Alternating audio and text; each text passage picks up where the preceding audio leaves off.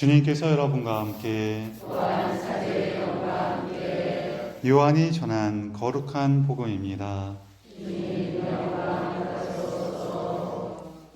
그때 예수님께서 하늘을 향하여 눈을 들어 기도하셨다. 거룩하신 아버지께서 저에게 주신 이름으로 이들을 지키시어 이들도 우리처럼 하나가 되게 해 주십시오. 저는 이들과 함께 있는 동안 아버지께서 저에게 주신 이름으로 이들을 지켰습니다. 제가 그렇게 이들을 보호하여 성경 말씀이 이루어지려고 멸망하도록 정해진 자 말고는 아무도 멸망하지 않았습니다. 이제 저는 아버지께 갑니다. 제가 세상에 있으면서 이런 말씀을 드리는 이유는 이들이 속으로 저의 기쁨을 충만히 누리게 하려는 것입니다. 저는 이들에게 아버지의 말씀을 주었는데 세상은 이들을 미워하였습니다. 제가 세상에 속하지 않는 것처럼 이들도 세상에 속하지 않기 때문입니다. 이들을 세상에서 데려가시라고 비는 것이 아니라 이들을 악에서 지켜주십사고 빕니다. 제가 세상에 속하지 않는 것처럼 이들도 세상에 속하지 않습니다. 이들을 진리로 거룩하게 해주십시오. 아버지의 말씀이 진리입니다. 아버지께서 저를 세상에 보내신 것처럼 저도 이들을 세상에 보냈습니다. 그리고 저는 이들을 위하여 저 자신을 거룩하게 합니다. 이들도 진리로 거룩해지게 하려는 것입니다. 주님의 말씀입니다. 그리스도님 찬양합니다.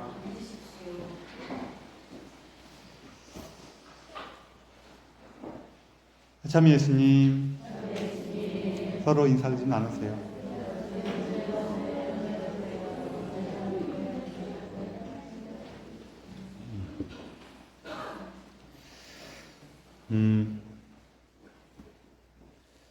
어떤 사람이 이제 반찬 가게를 하는데 전화가 왔대요. 전화 속에서 이렇게 나이 지긋하신 분의 이제 목소리가 들리더래요. 들리면서 거기 애들 먹을 반찬도 있냐고 그러더래요. 그래서 이분이 순간적으로 머릿속에서 애들 먹을 반찬이면은 뭐 마늘이나 생강이나 고춧가루나 이런 거 들어가면 안 되겠구나 라고 생각하면서 또 한편으로는 내가 반찬 가게는 초보지만 6년에 걸친 육아 경험이 이럴 때 도움이 되는구나 하면서 아까 전에 얘기했던 그런 것들 빼고 요런 반찬 하는 레시피를 쫙 머릿속에 떠올렸대요. 떠올리면서 이제 여쭤본 것이요. 애기들이 몇 살이에요? 이렇게 물어봤더니 응? 이렇게 물어보더래. 거꾸로. 응? 그러길래 애기들이 몇 개월이에요? 이렇게 물어봤더니 응? 그러더래요. 애기들이 몇 살이냐고요? 그랬더니 32살 그러더래요. 32살이지만 할머니가 볼 땐 뭐예요? 그 애기인 거예요. 그래갖고 조금 있다가 오셔갖고 제육볶음 사가셨대요. 오늘 우리가 이제 복음 말씀하고 또 사도 바울의 편지를 앞에서 보고 복음 말씀 듣는데 여기 요한복음 17장은 우리가 대사제의 기도라고 부르는 내용이에요. 그래서 여기 17장 전체에 걸쳐갖고 예수님께서 하느님 아버지께 드리는 그런 기도의 모습으로 쭉 말씀하시는 게 나와요.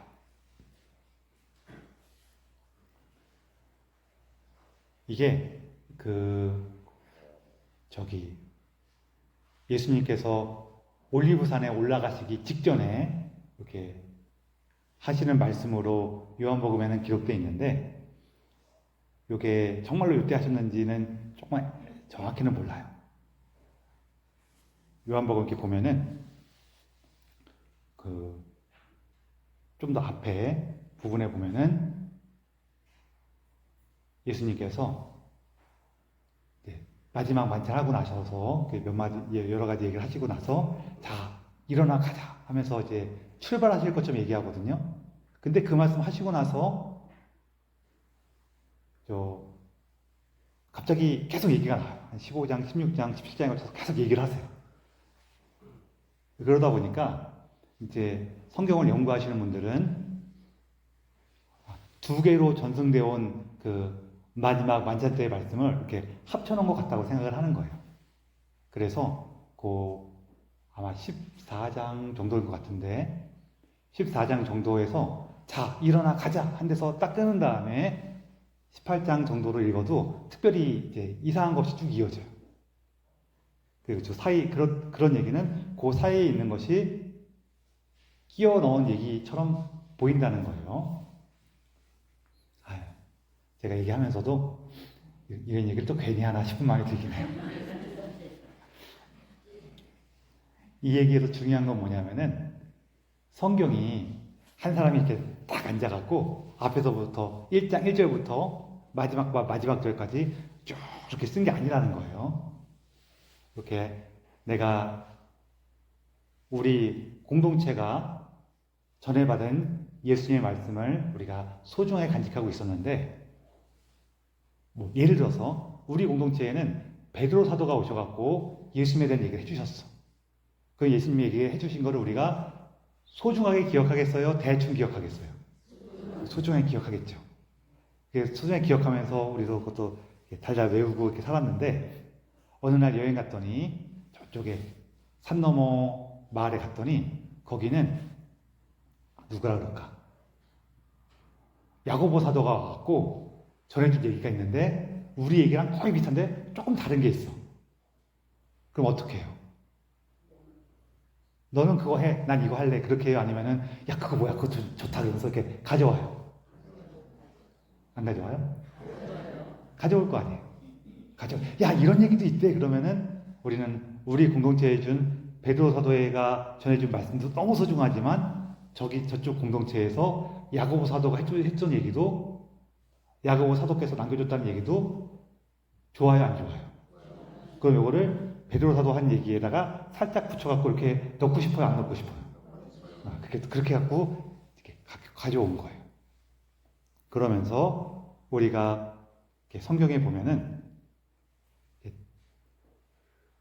이 예수님에 대해서 굉장히 다양하고 또 다채로운 모습을 볼 수가 있는 게 우리가 어떤 사람에 대해서 여러 사람이 본 내용들이 똑같지가 않고 조금씩 다르단 말이에요. 그렇죠? 그런 것들을 그러면은 한 사람만 맞고 한 사람은 틀리냐? 그렇지는 않아요. 한 사람이 어떤 분에 대해서 이런 면도 있고 저런 면도 있는 경우가 많거든요. 그런 것들을 이렇게 그냥 똑같이 배열한 건 아니고 우리가 이해하고 있는 모습에다가 저 사람들이 한 얘기가 그런 내용도 있을 수가 있겠구나 하면서 이렇게 좀 더 풍성하게 만드는 거예요. 우리가 예수님에 대해서 더 많이 알고 더 다양하게 알 수도 있는 거죠. 이렇게 누가 이끌어 주셨을까요? 성령께서 이끌어 주신 거예요. 그래서 오늘 복음 안에서 보면은 다시 한 번 말씀드리지만 대사자의 기도라 그래갖고 예수님께서 하느님 아버지를 찬미하고 당신께서 이루실 그 사명에 대한 얘기를 먼저 하신 다음에 이어서 제자들을 위해서 기도해요. 제자들을 위해서 기도하고 그다음에 예수님을 따르는 사람들을 위해서 기도하시거든요. 그런 게 쭉 나올 텐데 여기 보면은 제자들을 위해서 기도하면서 이들이 하나가 되게 해주십시오 이렇게 청하거든요. 이럴 때 기억해야 되는 요소가 여러 가지가 있어요.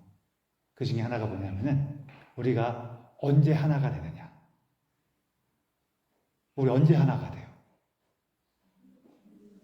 우리가 사랑하고 있을 때 하나가 돼요. 근데 이렇게 서로 사랑하는 것도 하나가 될 수가 있는데요. 나는 너 마음에 안 들어. 쟤도 나 마음에 안 든대. 근데 우리 둘이 같은 걸 사랑해요. 그럼 어떻게 될까요?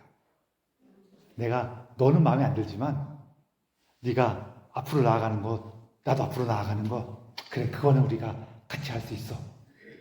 이렇게 된단 말이에요. 그렇죠? 근데 우리가 살다가 보면 어떠냐면은 나도 이렇게 갈라 그러고 쟤도 이렇게 갈라 그러는데 제가 자꾸 뭐라 그러고 기분 나빠지니까 난 안 가. 그래요. 그럴 때 있어요, 없어요? 있죠?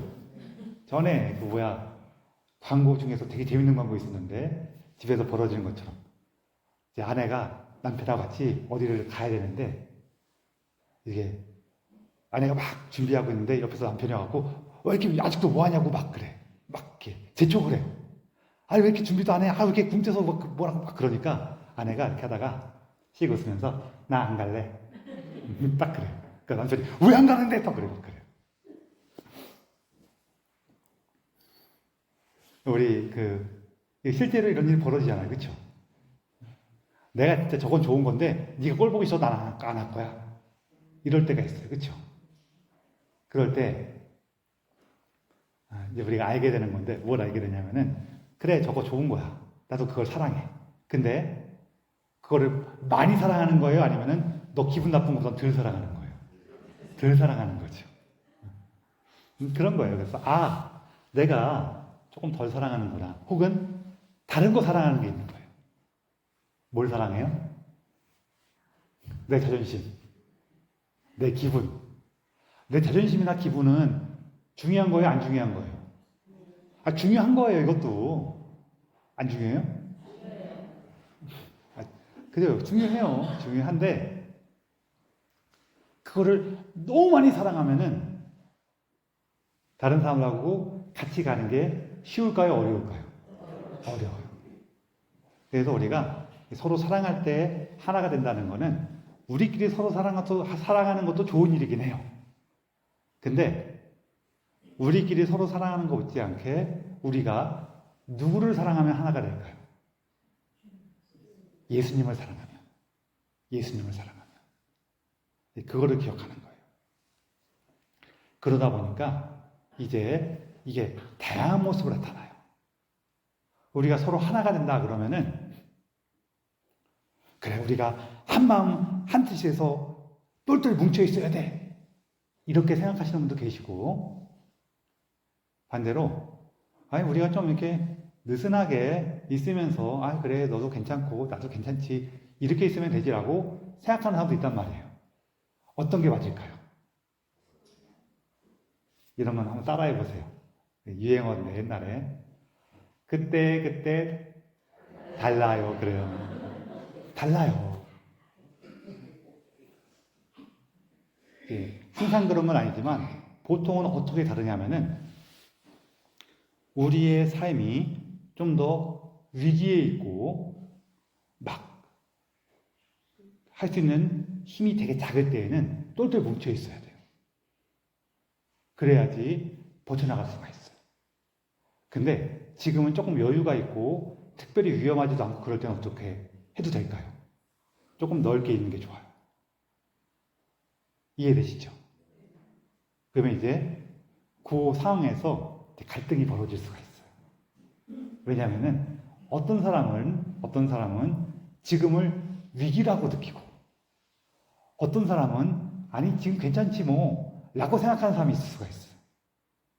그렇죠? 그러면 이제 둘이 생각하는 게 많이 달라진단 말이에요. 그래서 우리가 세상을 살면서 갈등을 겪거나 다른 사람하고 지내는 거 어려움을 느낄 때 그럴 때 이럴 때가 많아요. 지금 이런 상황인데 쟤는 왜 저러고 있는 거야? 아니 쟤는 이런 상황이라고 안 느낀다니까요. 당연히 지금 상황에 대해서 다르게 느끼고 있으니까 하려고 그러는 게 똑같겠어요? 다르겠어요? 다른단 말이에요. 그럴 때 우리 어떻게 해야 될까요? 한번 살펴보는 거예요. 내가 상대방을 사랑하거나 예수님을 사랑한다면은 거기서 자기 생각과 마음을 고집하고 있지는 않겠죠. 한 번 더 다시 한번 생각해보고 그리고 내가 정말로 예수님을 많이 사랑한다면은 아이고 저 친구가 지금 이게 상황을 제대로 파악을 못하고 있구나. 그러면 쟤한테 문제가 생기겠어요? 안 생기겠어요? 상황 파악 못하고 있는 사람한테 문제 생겨요? 안 생겨요? 생길 수가 있죠. 그럼 어떻게 해야 돼요? 아, 지금 너 위험하니까 조심해 라고 얘기를 해주는데도 얘가 들을 생각이 없어. 그럼 어떻게 해야 돼요? 에라이 모르겠다 그냥 한번 당해봐라 그래요? 뭐 그것도 방법이에요. 이렇게 아주 심각한 게 아닌 거면은 그냥 너 한번 당해봐야지 정신 차리지. 그것도 방법이 될 수 있어요. 그런데 조금 심각해질 수 있거나 혹은 내가 상대방에 대한 걱정이 많이 되면은 뭘 할까요?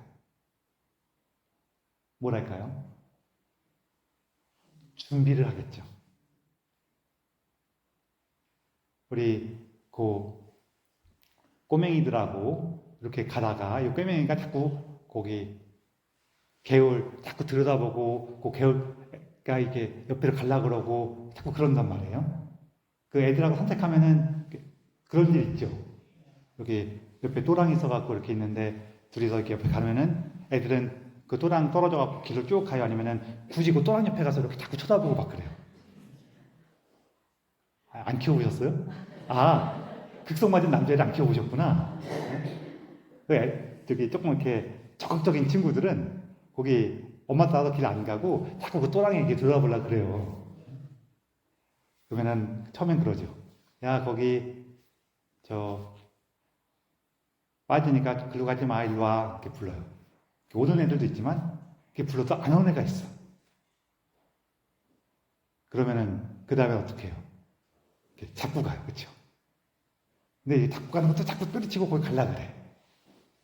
그러면 이제 야단 맞을 수도 있고 조금 컸어. 조금 커서 이제는 그렇게 쉽게 빠질 것 같지는 않아. 그러면은 거기서 조금 가게 할 수도 있는데 그때는 부모님들이 보통 어떻게 해요? 계속 쳐다보면서 이 녀석이 쏙 균형을 잃으면은 잡아야지. 그런 마음으로 따라가죠. 그렇죠? 저는 안 키워서 잘 몰라요. 그런 마음으로 따라간단 말이에요. 이런 것처럼 우리가 하나가 된다는 것이 다 같이 그냥 똑같은 거라고 똑같이 있는 거하고 달라질 수 있단 말이에요. 뭐에 따라서? 우리가 서로 사랑하는 거에 따라서 달라져요. 그리고 이것이 되게 좋은 일이긴 한데 이제 어려움이 따라와요. 그렇게 내가 고민하고 신경 쓴다는 거는 어려워요, 안 어려워요? 어려워요. 그러다 보니까 나는 이놈이 내 말 듣고 여기 있었으면 좋겠어. 그런데 이렇게만 하면 또 다른 문제가 생겨요. 어떤 문제가 생기냐면은 이 아이가 스스로 위험을 판단하고 세상에 대해서 다양하게 만나는 것을 맞게 돼요, 안 맞게 돼요? 맞게 돼요.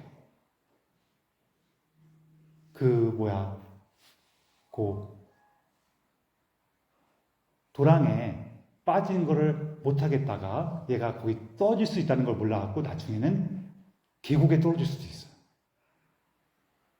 그런 어려움이 있단 말이에요. 그러다 보니까 요거는 이렇게도 못하겠고 저렇게도 못하겠고 하면서 계속 신경 쓰고 어려움을 겪게 돼요. 이게 사랑이 주는 어려움이에요. 그래서 우리가 사랑할 때에는 어려움을 각오해야 돼요. 예수님께서도 그래요. 세상은 이들을 미워할 겁니다. 이렇게 얘기해요. 왜냐하면 이들은 세상에 속하지 않기 때문에. 이 얘기가 예수님을 따르는 그리스도인들이 박해를 받을 겁니다라는 의미도 있지만 또 어떤 것도 있냐면요. 우리가 하느님 말씀 안에서 사랑하고 살려면은 고생을 해야 됩니다라는 뜻도 있어요. 고생할 수밖에 없습니다라는 뜻이죠, 사실은. 왜? 세상에 속한 우리의 육신은 계속해서 뭘 원하냐면은 편안한 걸 원해요. 편안한 거, 익숙한 거, 이런 걸 원해요. 그런데 사랑한다는 거는 지금 얘기한 것처럼 고생을 기꺼이 감수하는 거예요. 그리고 나한테 익숙한 거에서 벗어나서 무언가 새로운 것에 대해서 도전해보고 희망을 갖는 거예요. 내가 옆에 사람한테 처음 보는 사람인데 이렇게 와서 반갑게 인사했어요. 좋은 거예요, 안 좋은 거예요? 안 좋은 거예요? 좋은 거죠. 그래서 반갑게 인사했어요. 오늘도 반갑게 인사하고 내일도 반갑게 인사하고 매일 반갑게 인사했어요. 그럼 나는 내 할 도리를 다 했죠. 그래요? 여기서 그냥 반갑게 인사하는 걸로 끝쳐야 돼요? 아니면은 조금 더 친해지기 위해서 새롭게 한번 시도해 봐야 돼요? 시도해 보면은 좋죠. 그렇죠? 우리의 새로운 사귐이 만들어지죠. 근데 이거 쉬워요? 어려워요? 사실은 어려워요. 저도 그런 거 잘 못해. 제가 그런 걸 잘 못하니까 하느님께서 어떻게 하셨어요? 어떻게 하셨냐면은 신부로 만들어 버렸어. 신부로 만들어 버리니까 저는 맨날 새로운 사람 만나야 돼요? 안 만나야 돼요? 만나야 돼요. 제가 이거를 하고 싶을까요? 안 하고 싶었을까요? 안 하고 싶었어. 안 하고 싶었지만은 해요. 왜 해요?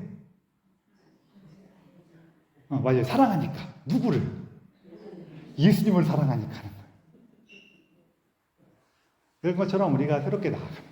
그래서 이게 좀 어려움이라는 게 있어요. 그래서 우리가 사랑한다는 것은 그 어려움을 만나는 거예요. 계속해서. 우리 가족들한테 어느 날 보통은 가족도 잘하는데 어느 날 내가 되게 피곤하고 좀 힘든데 옆에서 또 쫑알쫑알 뭐라고 막 그러니까 나도 모르게 아우 그러면서 짜증을 냈어요. 짜증내고 나면은 속상해요? 안 속상해요? 후회돼요? 안 후회돼요? 왜 후회돼요? 상대방을 사랑하니까 후회되는 거예요. 상대방을 안 사랑했으면은 어떻게 할까요? 응? 내가 말이야 좀 쉬겠다는데 와서 왜 이렇게 성가시게 울어? 이러고 넘어가면 끝이에요. 근데 상대방을 사랑하거나 혹은 거기 조금 더 섞여 있을 수가 있는데 나의 훌륭한 모습을 사랑해. 그럴 수도 있어요. 그러면은 그게 되게 부끄러워요? 안 부끄러워요? 부끄러워. 상대방한테 미안해. 그걸 잘해주는 거예요. 그래서 우리 내 삶을 돌아볼 때 나는 가족들에게 좀 미안한 것도 많고 그건 좀 후회돼. 그런 분들은요 하나님께 좀 많이 감사하셨으면 좋겠어요. 그게 왜 후회되고 왜 속상한 거냐면은 하나님께서 나를 사랑으로 부르시니까 후회되고 속상한 거예요. 그러면서 내가 왜 이럴까? 나는 왜 이렇게 부족할까? 너무 그러지 마시고 하느님께서 내 안에 희망을 주시고 우리가 사랑으로 나아가도록 부추기시는구나. 그거 참 멋진 일이지 라고 기억하셨으면 좋겠어요. 후회되고 부끄러운 거는요 안 하려고 그래도 자연스럽게 어느 정도 하게 되니까 걱정하지 마시고 저는 후회도 없고 부끄러움도 없습니다 하시는 분은 좀 조심하시고 그런 분들 조금 부끄러워하세요. 근데 스스로 막 알아서 부끄러워하고 이렇게 후회되시는 분들은 거꾸로 하느님께 많이 감사하시고 참여했으면 좋겠어요. 그렇게 할 때 우리가 하느님 안에서 거룩하게 돼요. 어저께 했던 얘기인데 요 얘기만 하고 마무리할게요. 우리가 이렇게 하느님께 나아가는 게 어려운 거지만 그게 좋은 거예요, 사실은. 그래 좋은 것이고 거기에서 너무 무리하지 마시고 하느님께서 이처럼 나를 좋은 곳으로 부르셨구나 하는 걸 더 많이 기억하시면 좋겠어요. 이것은 예수님께서 말씀하시는 것처럼 이들이 그 안에서 저의 기쁨을 충만히 누리게 하려는 것입니다 라고 예수님이 얘기하세요. 얘기하면서 제가 마지막 드리고 싶은 말씀이 뭐냐면은 우리가 예수님께서 우리를 불러주시는 여러 가지 모습 중에 하나가 용서라는 게 있어요. 그렇죠? 용서라는 게 있어요. 용서 딱 생각하면 여러분 어떻게 느껴요? 이게 힘든 것 같아요? 좋은 것 같아요? 그렇죠? 좋은 건 좋은 건데 힘들다는 생각이 먼저 들어요. 그러다 보니까 이 용서를 어떤 책임과 의무로 이해하기가 쉽거든요. 근데 여러분 지금은 우리가 그런 게 많이 약해졌지만 옛날에 예수님 시절에는 신분제가 있던 사회예요. 그 사회에서 용서는 종이나 노예가 하는 걸까요? 아니면은 임금이나 귀족들이 하는 걸까요? 용서는 종이 하는 거예요? 임금이 하는 거예요? 임금이 하는 거란 말이에요. 노예가 와갖고 임금님, 제가 임금님을 용서하겠습니다. 그럼 임금이 뭐라 그래요? 이놈이 미쳤나 그러고 한 대 때리겠죠. 그렇죠? 왜냐하면 용서는 임금이 하는 게 종이나 노예가 할 수 있는 게 아니에요. 걔들은 뭘 당해도 그냥 당하는 거예요. 용서는 누가 하는 거예요? 임금들이 하는 거예요. 예수님께서 우리에게 너희는 용서하여라 라고 하실 때에는 뭐가 포함되어 있는 거냐면은 너희는 더 이상 종이나 노예가 아니다. 너희는 너의 삶의 주인이고 너의 삶의 임금이다 라고 말씀하시는 거예요. 그 기쁨을, 그 힘을 내가 너희에게 주겠다 하시는 거예요. 그런데 우리는 이제 사도 바울의 말씀대로 성경의 표현대로 노예가 되어버렸어요. 뭐의 노예가 됐어요? 죄와 육신의 노예가 됐기 때문에 임금으로서의 그 능력과 권위를 행사하지 못하는 거예요. 이렇게 불쌍한 처지에 빠져있는 우리를 누가 구해주신 거예요? 예수님께서. 그래서 우리가 그렇게 어려운 처지에 빠져있을 때마다 우리는 누구한테 도움을 청하는 거예요? 예수님께. 주님, 당신께서 저를 그 영광의 자리로 초대해 주셨는데 저한테는 그 힘이 없습니다. 그러니 주님, 저를 도와주십시오. 제가 사랑할 수 있도록, 제가 용서할 수 있도록, 제가 용기를 낼 수 있도록 당신의 은총으로 저를 도와주십시오라고 청하는 거예요. 그래서 여러분, 우리가 주님의 은총에 힘입어서 하느님께서, 예수님께서 오늘 복음에서 하느님 아버지께 청하는 그 은총에 힘입어서 주님의 기쁨과 평화를 누릴 수 있기를 청하며 이 미사를 봉헌합시다.